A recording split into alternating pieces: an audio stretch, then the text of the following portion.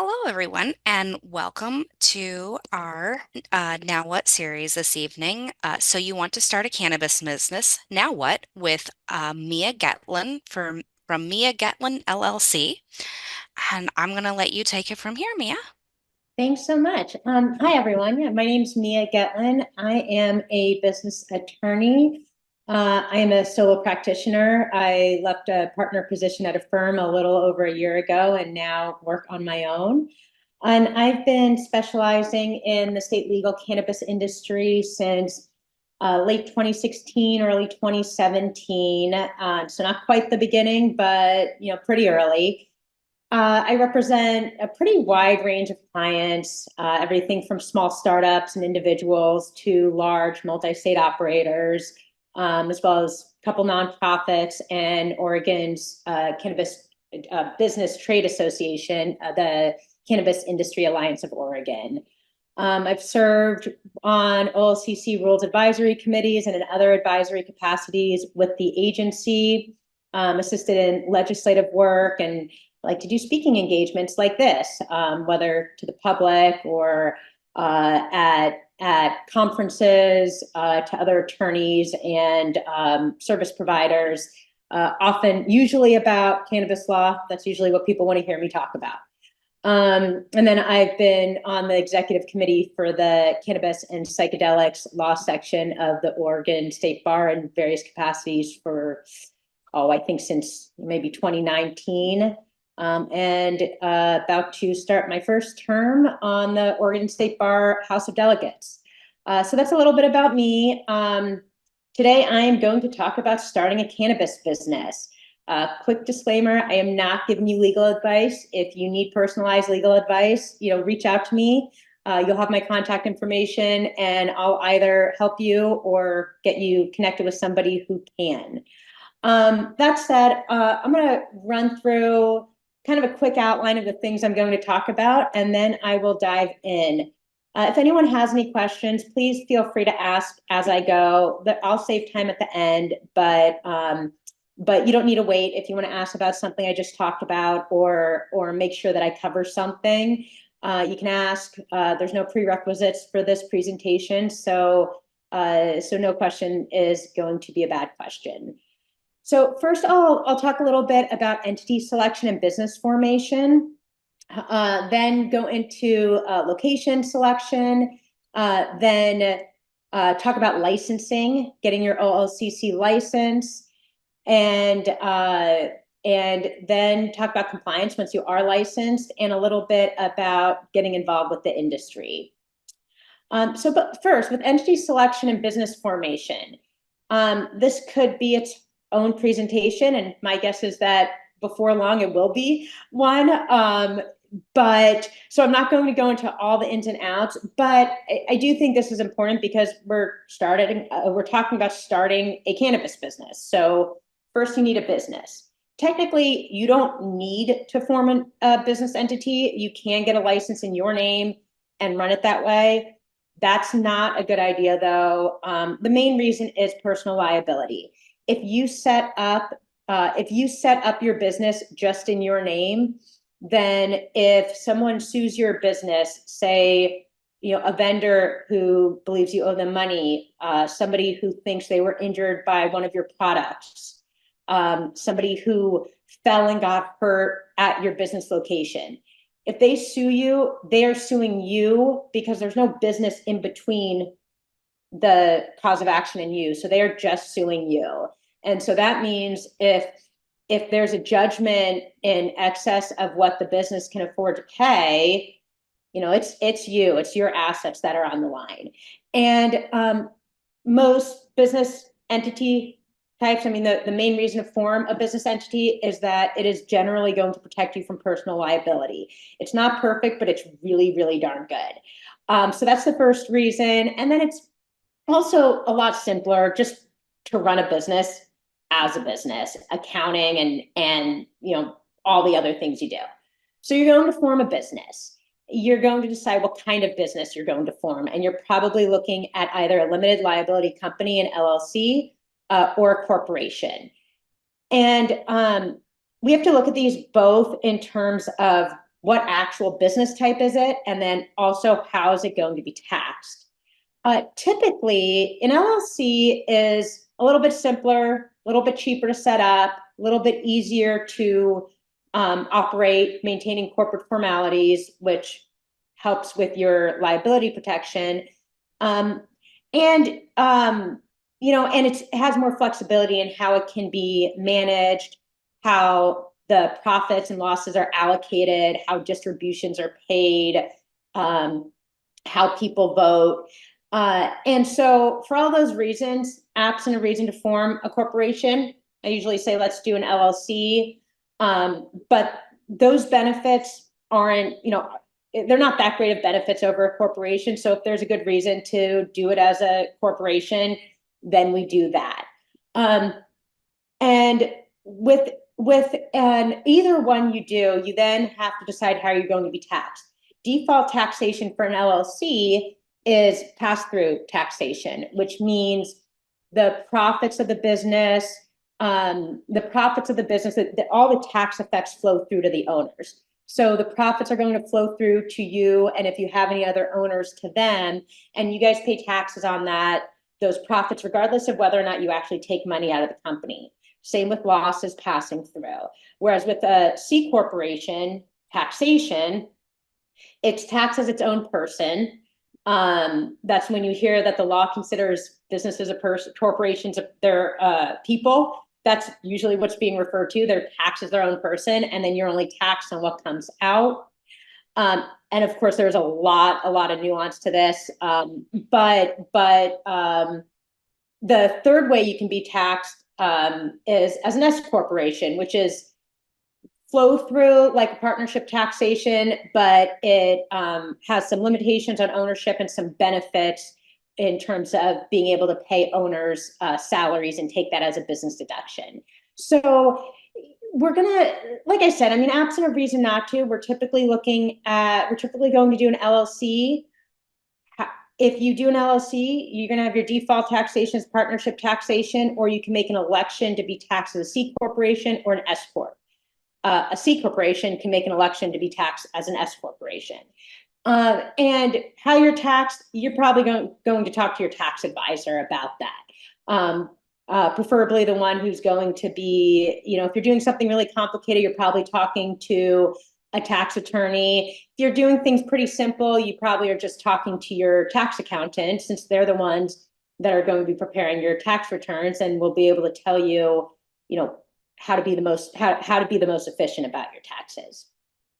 A couple reasons why you might want to be taxed as a C corporation. First one is if you are seeking outside investment.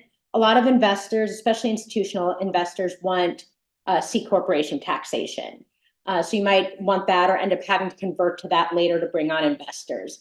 Another big reason is 280E. 280E is a section of the tax code, and it says, I'm going to read it for you. No deduction or credit shall be allowed for any amount paid or incurred during the taxable year in carrying on any trade or business if such trade or business, or the activities which comprise such trade or business, consist of trafficking in controlled substances within the meaning of Schedule I and Schedule II of the Controlled Substances Act, which is prohibited by federal law or the law of any state in which such trade or business is conducted. So what does that mean? That means that your business, if you have a business that traffics in a Schedule I or Schedule II controlled substance, which marijuana still is, though possibly not for long, you can't take your regular business deductions. You can take costs of goods sold, or COGS, but nothing else. You can't take anything else. This leads to, especially for retailers and wholesalers, who, for reasons I'll explain, have relatively low COGS, cost of goods sold. This can lead to an effective tax rate of over 100% if you're not careful with how you're running your business and how you're doing your tax accounting. And because of that, those owners of those types of businesses tend to need to be sometimes be a little more aggressive in their tax accounting. I am not talking about tax fraud, but when we go back to the beginning of the program where this came up a lot is tax experts just didn't really know, is this strategy okay? Is this strategy okay? And so they were making guesses and waiting for marijuana businesses, for cannabis businesses, to be audited. And so and during that time, especially, we were really worried that if the IRS took a very hardline approach on all these strategies and didn't allow them, that we'd have businesses seeing huge adjustments on audit, high six, low seven figures and up. And you really don't want pass through taxation uh, and then get a multi-million-dollar tax adjustment, because again, company can't pay that. It goes straight to you because it is your tax return that's going on. And so for years we said, hey, if you've got a business that has a high effect from 280E, so retailer and wholesaler especially, then you probably want to be taxed as a C corporation, because then if the worst case scenario happens, the absolute worst case scenario can't happen. Very, very unlikely to. Worst case scenario happens, you get audited. The IRS, the IRS is as aggressive as they could be, and you don't win on appeal, or you can't appeal it, and the business can't pay that tax bill, you're going to be able to shut down the business and walk away. Some people still do that. Now, though, we have a pretty darn good idea of what's allowed and what's not, because we've seen cases make their way we've seen companies make their way through audits. We've seen cases make their way through tax courts. So it is now sane and responsible, and it doesn't, even as an attorney who doesn't like risk, it doesn't set my hair on fire when a client is starting a retail shop, for instance, and is going to have pass-through taxation. Again, I say, talk to your CPA, talk to your tax accountant, tax attorney, whoever you're seeing for taxes, and just make sure that you're making the decision that makes sense for you. But of course, 280 really does still affect these businesses. And why it affects retailers and wholesalers more than, say, producers and processors is because this cost of goods sold concept. So if you're making something to sell, your cost of goods sold is all the expenses that get you to the thing you're selling. So I have this llama, one of my daughters made me. If she had a business and she was selling it, the cost of the ceramic llama, that goes in the cost of goods sold. The cost of the paint, the glaze, the payroll for the employees she has, painting it, glazing it, putting it in the kiln, maintenance on the kiln, all that stuff, that's going to go into cost of goods sold. So if that's $10 and she's going to sell this for $13, she's got $3 profit when we just look at that revenue less cost of goods sold. When so using that, moving to a more apt example, if you're a producer and you are, growing flower to sell, your clones go to cost of goods sold, your power for your lights and fans, your other inputs, your cultivation labor, all that goes in cost of goods sold. Similarly with processors, you can imagine all that, but by the time you get that thing that's going to go on a shelf and be sold, most of your expenses are caught up in there in that cost of goods sold, and that you can take off of your revenue before taxes are calculated. Now, compare that to a wholesaler or a retail shop. We'll take a retail shop where they are, they've got their shop, they're paying rent, they have payroll, they have all this stuff that they're spending money on. But whereas, as the farmer, I've got my product and I've got all this cost of goods sold, and really most of the things that don't go into cost of goods sold, my distribution, my sales and distribution team that's going out to get my product onto shelves, that's I'm not going to be able to take that payroll as deductions, the mileage, a lot of admin I'm not going to be able to take. But most of those costs are caught up in cost of goods sold. I'm a retail shop. I'm going to buy that, buy, say, a pound of flour from a shop or from a farm rather. That's my cost of goods sold. Now I might be able to get some more in there, and you typically can get more to cost of goods sold. Maybe I've got bud tenders that are in the back breaking down that pound into smaller saleable portions. Maybe I have some of them making pre-rolls. Maybe we've got a line of merchandise that's not federally legal. We can allocate some of our overhead to that. But generally speaking, once I buy that pound, what I paid that farm, that's my cost of goods sold. And I can't take my payroll for my bud tenders because they are trafficking. They're not creating the thing that's being sold. I can't take my overhead, my rent, my electricity, any of that. These are all treated as costs of trafficking. Again, you got some, we have some wiggle room there. We can do some stuff. You get a CPA or a tax accountant who understands 280E. They're going to get some more stuff in there, but you can't go very far. So that's a really important thing to consider, though.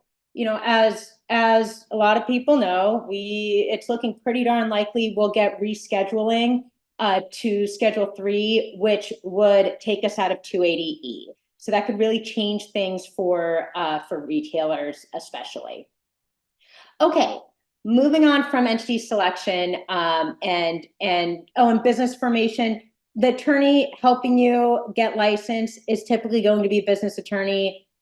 Like me, we can help you with setting up the business. It can be really simple, especially if you've got a single member LLCs. It can be very complex. Whatever is going to fit your business. Most people start pretty simple, and then if they have to make it more complex later, then that's a really good problem to have. It usually means that that things are going well and you're making money. So once you got your business, you need a location. First thing you want to think about is that while all of these businesses are legal in Oregon, state legal, individual jurisdictions are able to opt out if they want. So what that means is you need to look at, you want to say open a retail store in Oregon City within city limits. You need to look and make sure that Oregon City hasn't opted out, which they haven't. You want to open, say, in unincorporated Clackamas County, you're looking at Clackamas County. And so, there's a distinction there. Oregon City is in Clackamas County, but when you're within city limits, the city's, whether or not the city's ordinances, whether or not the city opted out is what you're looking at. So, even though Oregon City is in Clackamas County, if you want to open a retail shop in Oregon City, you're not going, oh gosh, well, what if Clackamas County won't let me? So you have to check, make sure it's not opt out. Then you have to look at zoning and make sure it's zoned properly for the use. And then you have to look at other relevant ordinances. You might have setbacks. You're going to have, for a retail shop, you're going to have to be far enough away from schools, daycares, etc. If you're, and then most jurisdictions have, not all, but most have setbacks from other retail shops. If you want to open a retail store, you can't do it typically right next to another one. Though again, there are exceptions.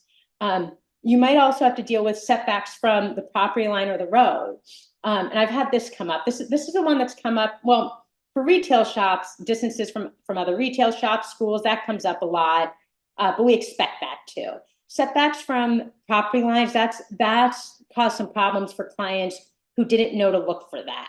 I had one that had a property. They were so excited. They owned the property. They were going to grow on it. And that jurisdiction setbacks and the size of the property, size and shape of the property, made it such that they had a tiny little strip that they could grow on, like 2 feet by 10 feet. And so it wasn't a viable location.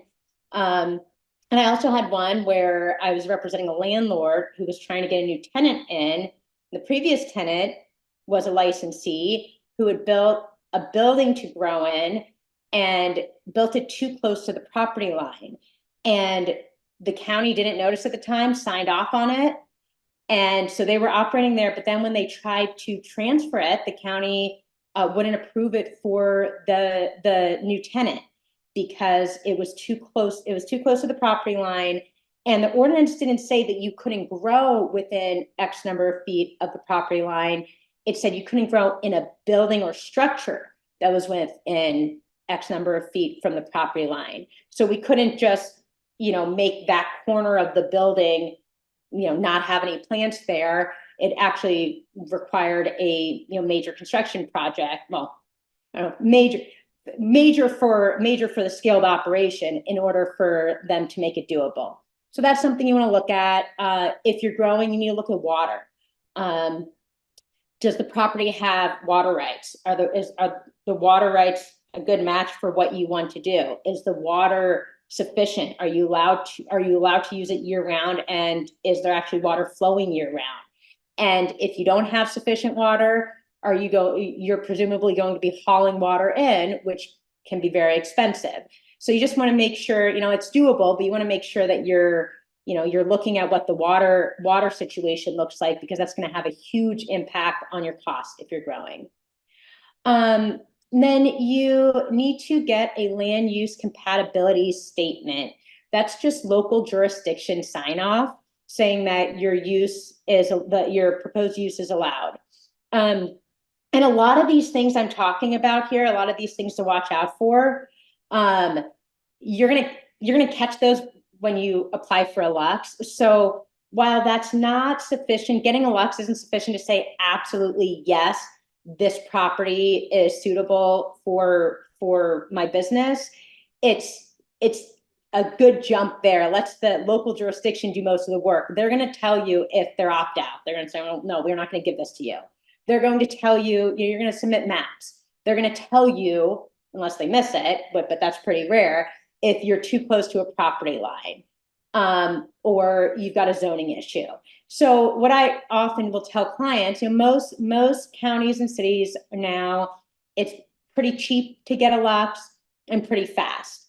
And so what I often will tell clients is, look, don't pay me or a land use consultant to fully vet this property just yet. Why don't you apply for a LUX? And if no problems come up there, then we can look a little bit deeper and make sure there's no other issues. So for location, another thing you need to be aware of is, how you're going to occupy it and and what that's going to cost. Of course, you can lease. You can get a lease for a property. You can also buy one. Why I wanted to bring this up is because you cannot get a federally backed mortgage. So you can't get a traditional mortgage on a business you're going to be using for federally, or a piece of property you're going to be using for federally legal activities. And if the financial institution finds out you are, they can call the loan. So that makes it difficult if you're going to if you want to buy a property and you can't pay for it in cash.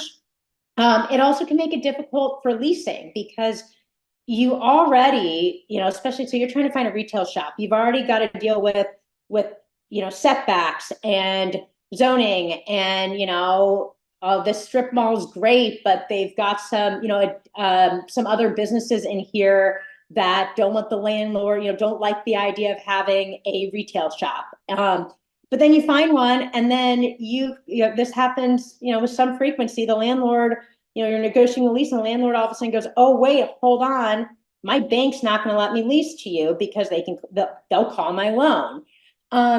So that can become a problem. We've seen slow but steady progress on this over the years. There are loans that look more like traditional loans that are sometimes available. We do expect they'll keep getting better. We keep seeing, Safe Banking Act or something like it, moving around in Congress. So hopefully that continues to get better or makes a big jump to being solved. But for right now, that's what you have to deal with. You can get a hard money loan, private loan. Those are very expensive, typically very expensive, very high interest rate, very high costs, and very restrictive, a lot of restrictive covenants. You might not be able to then borrow money from anyone else. You might be limited in how you can expand your business. And so those are options, but not great. And then often if you're buying a business and real estate together from the same seller or affiliated sellers, they'll often do a seller carry where the seller carries the note, holds the mortgage on the real estate. And that tends to be at more reasonable rates, more reasonable terms. Okay, so now you have a business, you have a location, you are going to need a license. So until very recently, well, I guess the bill hasn't been signed by the governor yet. So I guess still now, Oregon is an unlimited license state. Excuse me. However, since June of 2018, you haven't been able to just submit a new application and get a license from the OLCC.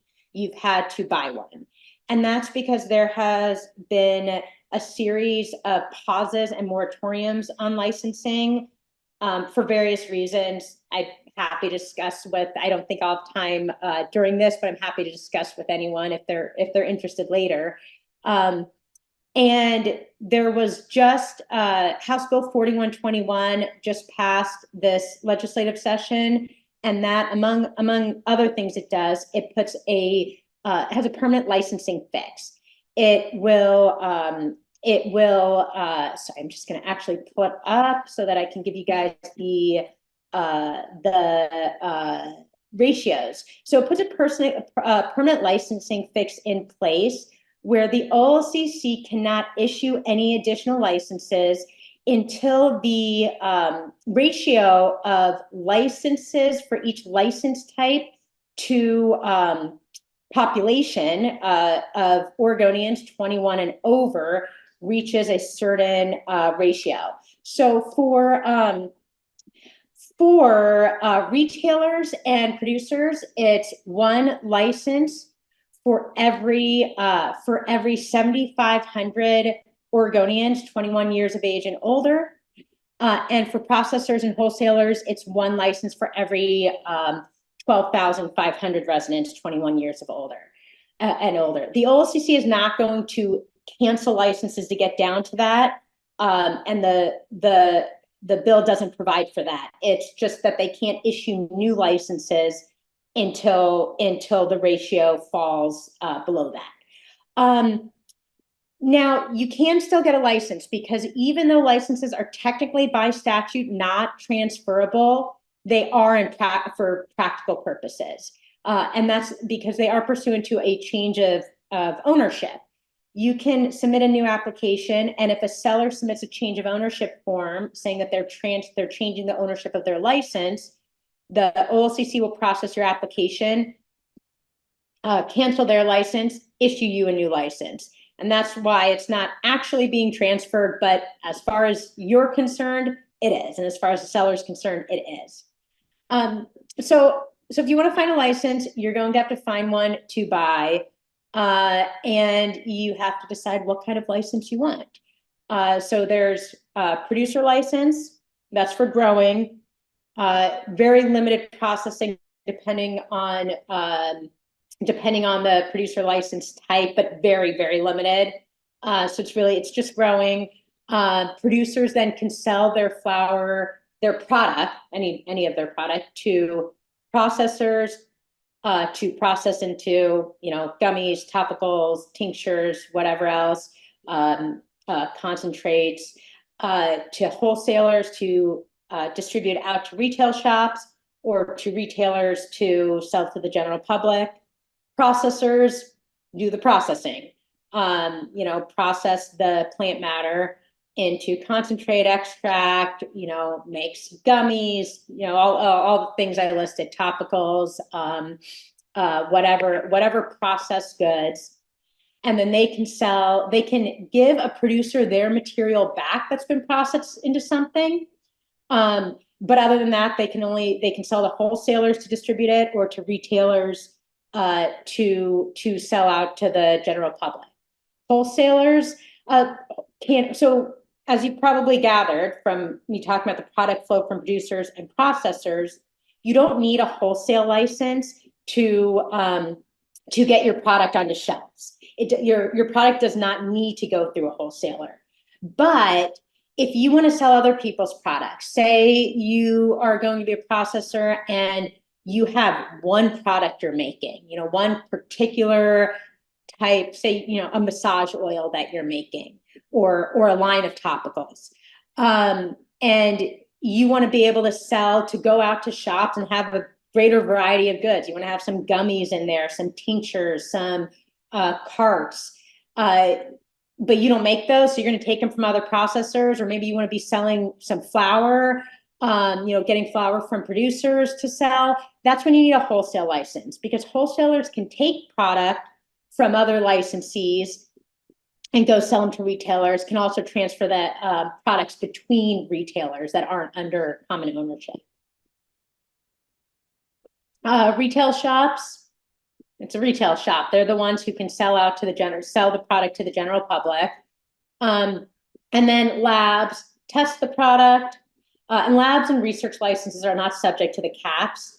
The labs are the ones that do the testing, and research licenses, I think we only have a couple in Oregon, but that's for research. So you decide what kind of license you want, or licenses, and then you need to find one to buy. So I can sometimes help with this. I sometimes know, either I have a client who's looking to sell, or I'll see on the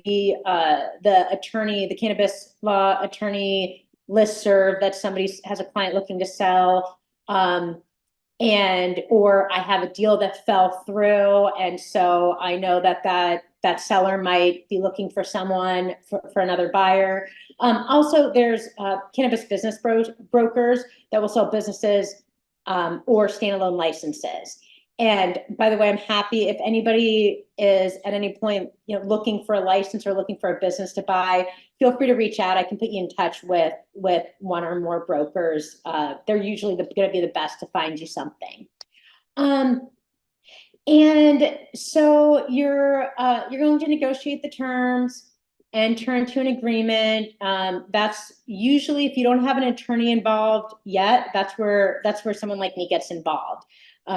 If you didn't need your business formed, or you wanted to identify a license or a business to buy first, we're going to help you take the main terms and then negotiate the more nuanced terms, get you into a purchase agreement, and you're going to negotiate things like, are you buying the assets of the business, just the license, all of the assets, something in between, or are you buying the actual business? Rarely are you going to be buying the actual business. And the reason is, it just makes it more risky, more complicated, and your legal fees are going to go up a lot. Because if you're buying the actual business, and by that I mean buying the stock or the LLC membership interest, you're going to open yourself up to a lot more liability. And we can protect against some of that, but you're going to be much more likely to be in the line of fire if the seller has outstanding liabilities, because you now are the owner of their business. In contrast, if you buy the assets, well, it's not perfect. You're gonna be pretty well protected from their liabilities, and you can still take the brand. Most brands don't carry a lot of value, but some do, many more so in processors, and there are valuable brands in every license type, but typically the brand's not kind of a hot ticket item that's going with the assets. So typically you're going to do an asset purchase. You might just buy the license and set up your own business, move the license to your location and set up, from scratch. It's really nice to buy a business with infrastructure because typically, and again, because there's not a ton of just built-in intrinsic value in the business other than the actual assets, you're typically going to get the infrastructure a lot cheaper than if you were to build it out yourself. And so most often you're probably buying substantially all the assets of the business.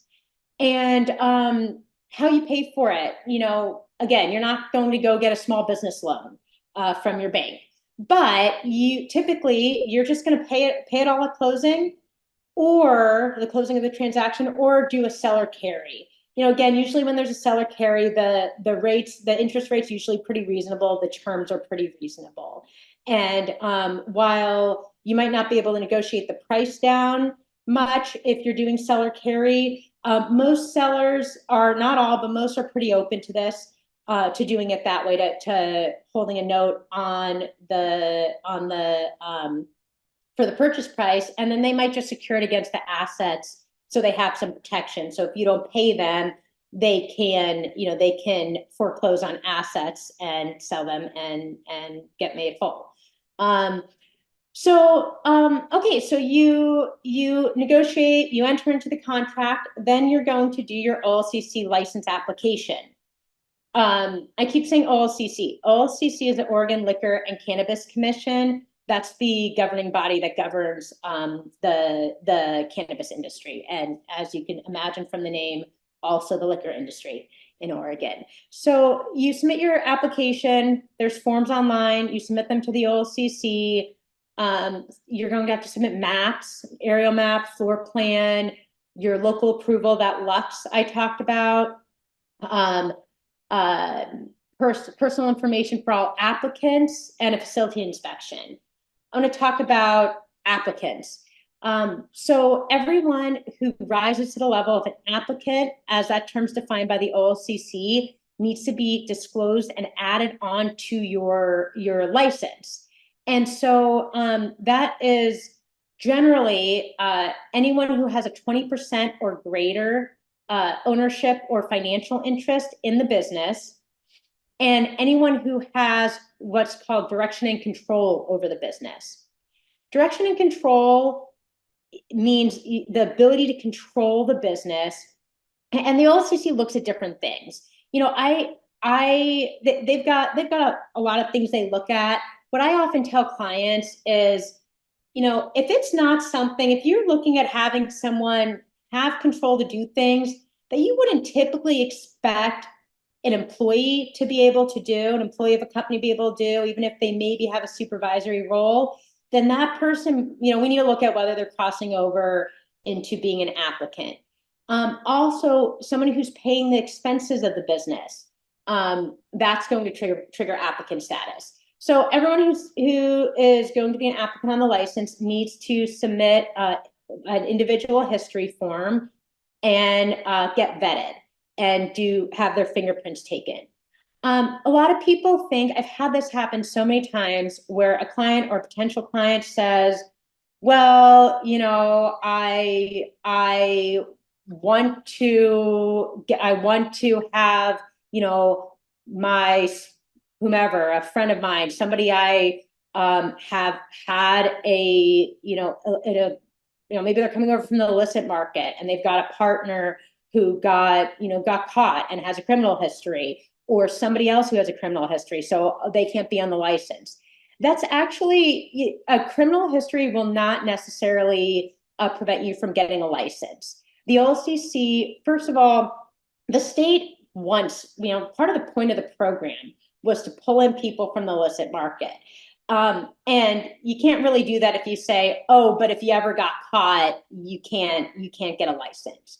They also so there are only certain crimes that they're worried about. There's certain crimes that they're not worried about.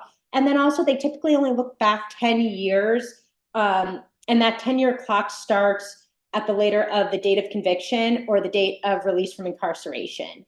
And so, so if it's longer ago than that, probably going to be okay. If it's within that time, but it's a crime they're not worried about, and typically if it's something that would be legal if it were done now. So a marijuana business, and again, what it was would be legal now, then you're typically going to be okay. The OLCC looks at it on a case by case basis, and if we've got someone who's kind of questionable, we've got ways we can deal with that.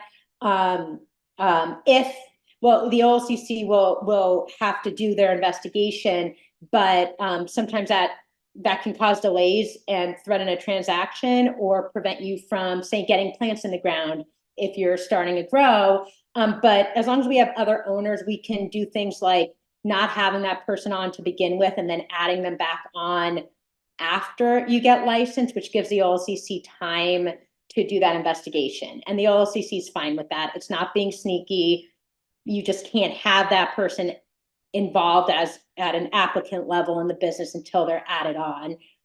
But you can get the business up and running with the other owners, and then again we apply to add them after through a change of business structure and let the OLCC take their time going through that process. Okay, so you submit your application, the seller submits their change of ownership form. If you're moving the location of the license, they submit their change of location form. If you're buying a producer business or buying that producer license with or without a business, you can change the tier size and type. So if you're thinking, well, I want a tier 2 outdoor grow, and shoot, I found this license and it's the best price I found, but it's a micro indoor tier 1, that's totally fine. You just apply for your outdoor tier 2, and it'll be changed when it gets approved and your new license gets issued. So they submit their forms. You wait for assignment of an OLCC investigator. That has taken as short as a business day, and as long as over a year. Right now, we're right around 6 weeks. I don't think it's going to go back to over a year. That was when licensing was extremely far behind and had an extremely long wait list of applications. Those problems have all been fixed. Right now, the reason it's even 6 weeks is because the OLCC is just implemented a new licensing software, and so they have a lot of bodies pulled from processing applications to dealing with the new software.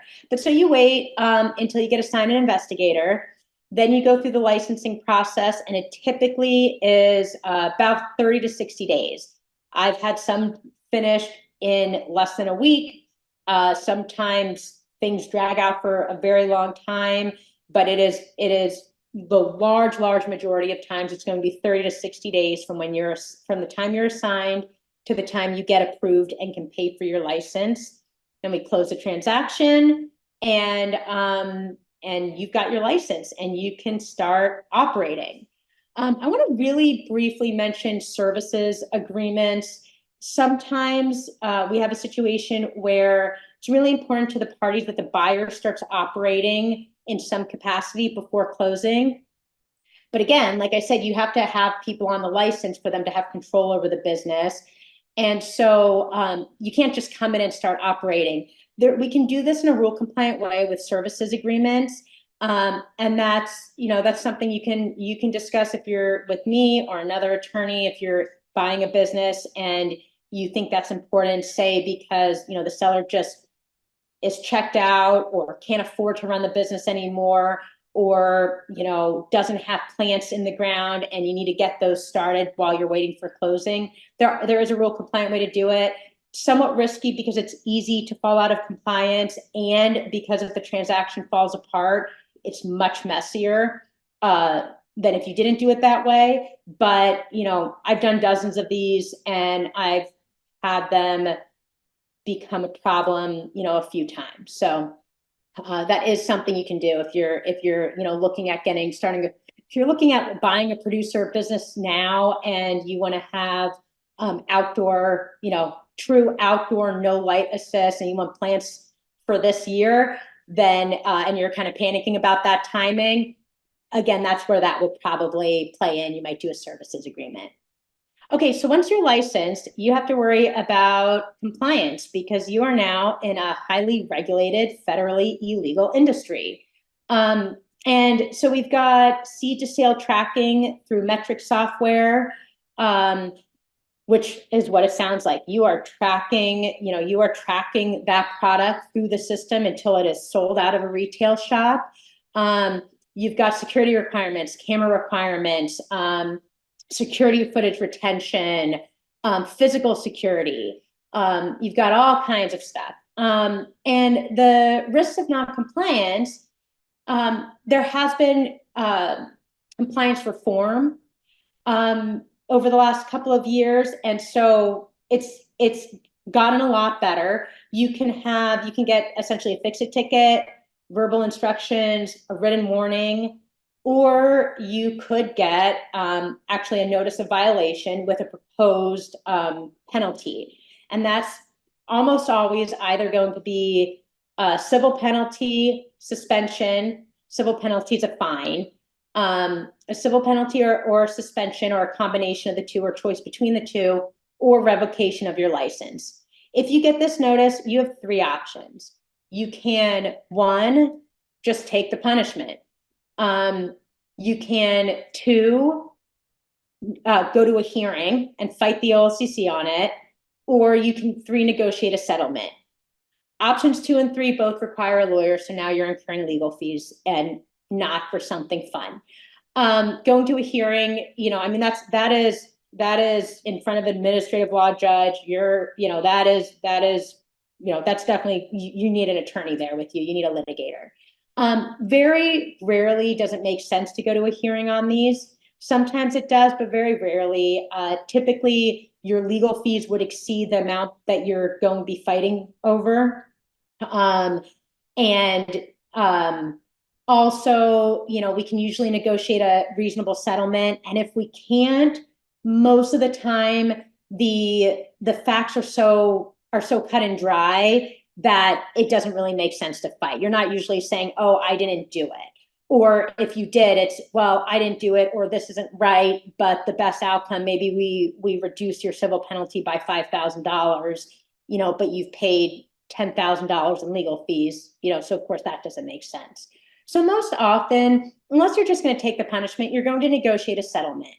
They require you to have an attorney for that. You submit a form requesting a hearing, and then your attorney can open negotiations. And we just knock that down. We just work with the case presenter, which is the attorney at the OLCC, and knock that down. We can also sometimes work with the case presenter if you're going to take a civil penalty or a suspension or both. I've had some success with case presenters working on the timing of that. Maybe I can give you an extra month so that you have an extra month to come up with the money, or an extra month to maybe put you at a slow time for your business when a suspension isn't going to hit as hard. Or, one time I had a client that had a big construction project that they were going to do. They were going to be shutting down their location anyway, and we were able to line their suspension up with that. And that was pretty beautiful. I was really excited about that one. But usually it doesn't work out that well, but we can oftentimes make it a little bit easier. And so tips we want to avoid violations, of course. And so, my biggest tips, one, just have professionals you work with, have an attorney, and run things by your attorney and make sure that you're doing things right. You can talk to other licensees. I'll talk about getting involved. If you join the Cannabis Industry Alliance of Oregon, Jesse, the executive director of that, is wonderful. And I often get calls from him because a licensee called him and said, hey, can I do this? Or, hey, I think I've got a compliance issue and I don't know what to do. And he'll answer them. And if he doesn't have the answer, he'll often call an attorney and, essentially kind of get a free answer passed back to you. So, have people you work with. There's compliance consultants who can help you. If your business is big enough, you should probably have somebody doing compliance in-house. Another thing you can do is right at the end of your licensing process, your application process, you're going to have a facility inspection. And the inspector is going to come out with a checklist and walk around and check things off and decide whether you're in compliance and can be licensed. You can get those. You can email the OLCC for them. You can email me for them. There's one for each license type. And I like to recommend to clients that they do mock inspections regularly. Ideally, you'll have, ideally you'll have different employees do that. Maybe once a week someone does it and you rotate. But at least have you or a couple people who are doing it, because while that's not going to catch every possible violation, it's not going to catch things like an unapproved ownership interest, and it's not going to catch some more minor things. It's not going to catch, it's not going to catch if you're having trouble, your employees aren't inputting stuff in metric correctly. It's going to catch a lot of things. And it's going to catch a lot of the things that people get hit with just because they forget to check. Their security system gets reset to factory settings and isn't storing footage long enough. And now they've got a violation and they just had no idea that happened. Well, if you're doing this checklist, you're going to catch that, because you're going to go and you're going to pull images from 90 days ago. And when you go to pull the image and you can't find it, you're catching it, not the OLCC. So that's my biggest tip. And again, I can send those to you. The OLCC will send them if you ask. And then, once you're licensed, it's also, I think it is really important to get involved. We used to have a whole bunch of trade organizations. They've now combined into one. There's others for, hemp, medical marijuana, but for cannabis, recreational cannabis businesses, it's the Cannabis Industry Alliance of Oregon. And join. There's monthly meetings. You get a lot of information, great networking, multiple, bigger party type events a year, and you get to get involved with change. The organization has done a lot with fighting against higher taxes. The Aspergillus lawsuit last year against the OLCC that the industry won, which probably saved a lot of farmers from going out of business. Botanically derived terpenes,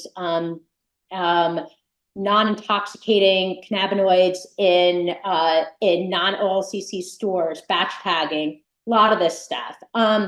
And so they do important things, and you can be involved in that, whether you're helping with one of those efforts because maybe, the organization needs someone to go, talk to the House representative that, the state representative in that your business is in their district. And so you might be able to go talk to them as a constituent, or you might be the person that raises your hand and says, hey, I have this problem that I think other people might have that I think we should get fixed. And other people say, yeah, we have that problem too. And now there's something fixed that's better for your business. So that stuff's really important, I think, but I'm biased because of my involvement with it. But yeah, that's the Cannabis Industry Alliance of Oregon, and I definitely think licensees should be involved there.